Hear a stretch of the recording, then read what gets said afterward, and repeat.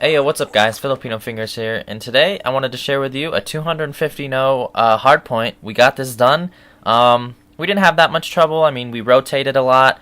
The other team really didn't attempt to even get into the hardpoint that often. I mean, it got contested a little bit, but yeah, so I'll just let you guys enjoy this in the background. But what I wanted to touch upon is I haven't really shared this on my channel that much, but my passion for sports.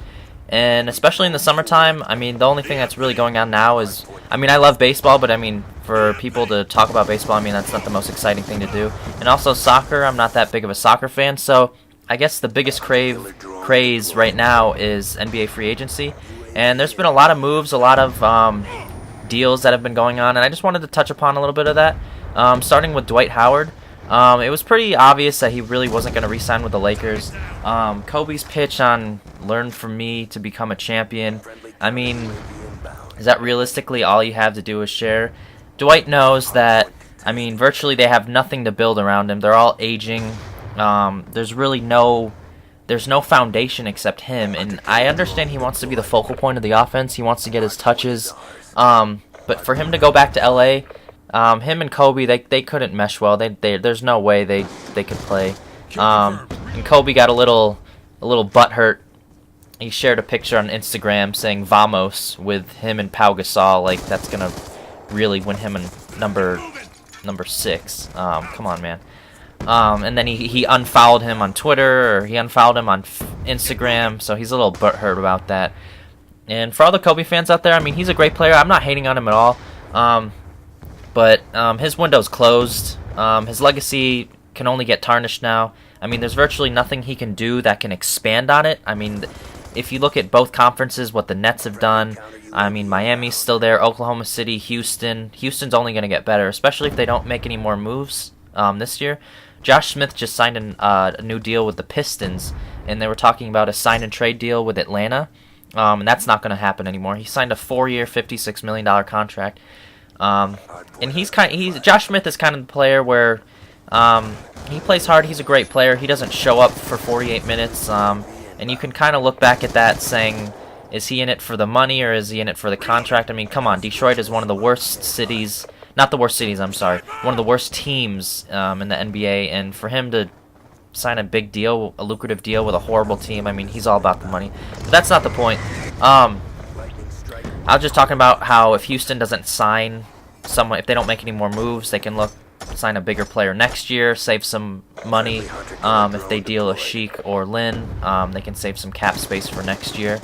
And also, like, there's just certain deals that have been going on. Teams are very active in not necessarily getting star players, but impact role players. Like, Jared Jack just signed a $26 million deal for 4 years with the Cleveland Cavs.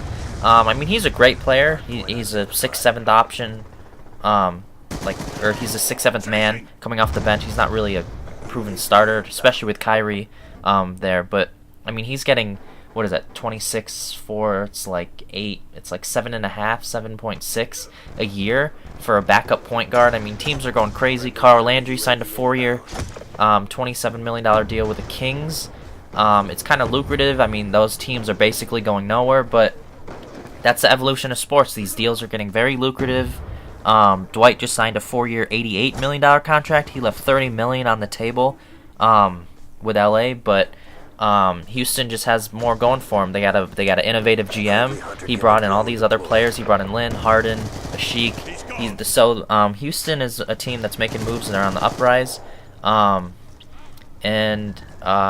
Just the certain things that teams have been doing. Even like you look at the Pelicans, they sent an offer sheet for Tyreek Evans. So all these teams out there, they're kind of tired of being the low man on the totem pole.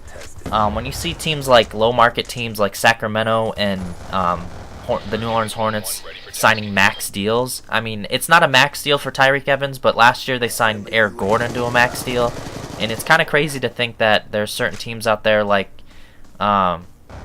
I don't know. I'm from Arizona, so I'm a Phoenix Suns fan. I mean, they're waiting next year for sure in the draft for Wiggins. That coveted draft class for next year. Supposedly supposed to be the next LeBron James, but I'm not going to be sold on that right now. That these small market teams are going out there spending money, but I mean it's good. There's a lot of not necessarily like parity, but there's so much like gap in between like the elite teams and the like horrible teams in the NBA. Especially last year, like in the Eastern Conference, like in the Eastern Conference, the only two teams that were actually good. Well, if you take Derrick Rose out of the equation, the Bulls are a great team, but there's only Indiana and Miami in the Eastern Conference. And that's pretty sad considering there's 14 other teams. Is it 14? No, 14, 13 other Eastern Conference teams that were just very subpar. So all these teams that are making free agent moves and doing everything, I think that's good for the NBA. It'll create more parity. There will be more equality, hopefully, that these players show up and play. But yeah, I just wanted to touch a little bit upon that, but I hope you guys enjoyed this 250-no Hardpoint. And I'm going to be coming out with a couple other, playthrough walkthrough series on The Last of Us, and I hope you guys enjoyed. Alright, peace.